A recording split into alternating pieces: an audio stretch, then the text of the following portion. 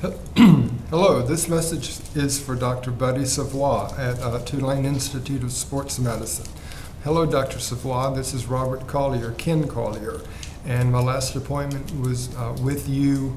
Last appointment with you was in November of 2010, and I left with the notion that I would follow up with Dr. Pearl in Los Angeles, and that you would contact him again, and that you had contacted him several times.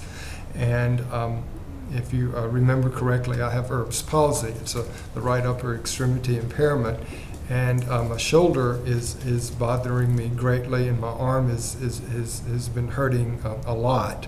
The back of my neck is just very bothersome to me, and especially in important conversations. And I've tried to explain some circumstances to you and to my physicians in which I need your help. I need for you to contact someone for me, and the issues are outlined on a simple legal memorandum that I've attached to the DVD. The legal memorandum or notice explains the Social Security problem I've been having and I've had for a long time. They made a very serious mistake on my Social Security and tried to diagnose something which I don't have and which I've never had. And not only did they try to diagnose it, they went into detail about it, and it could have been very detrimental to me if discovered in especially when I was in a business situation, and it could have been taken literally by coworkers and interfered with promotions and job placement, etc.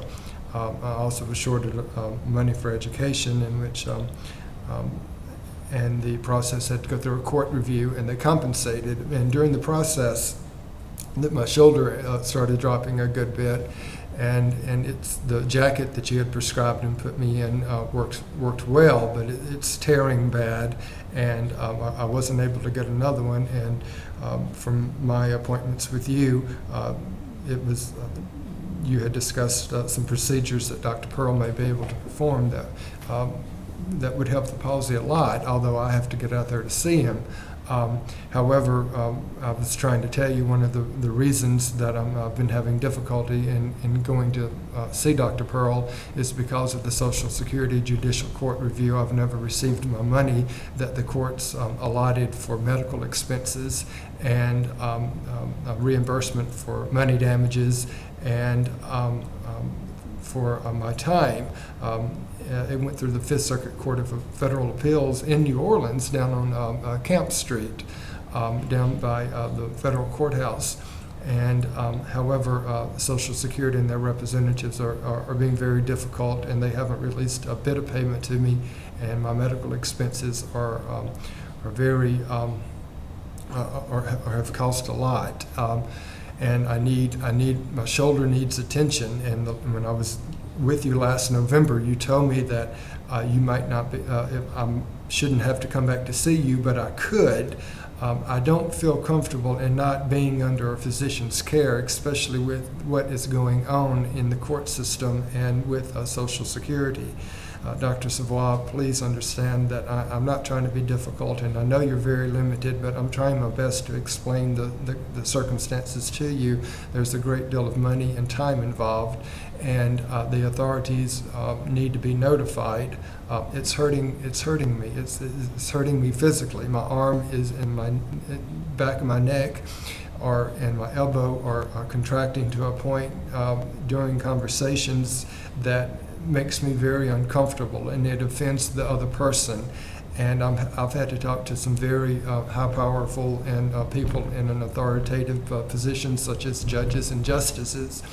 And I'm at the point where the authorities need to go see if they can induce payment, because the General Counsel for Social Security and the United States Attorney's Office haven't been very they've told me to bring them a final cost, and when I did, they weren't happy, and the United States Attorney started to act real ugly to me when I started pushing for the monetary payment that I need and that the Federal Appeals Court said I could have, along with the Mississippi Supreme Court. It's just not a good idea for me to continue by myself, and no one wants to step in because I'm a paralegal, and a lot of it is just paralegal work, and I did finally return to school, and I graduated, and I have a bachelor's of paralegal studies, and so I should be able to explain the situation to an attorney or to my physicians that in which you should be able to comprehend.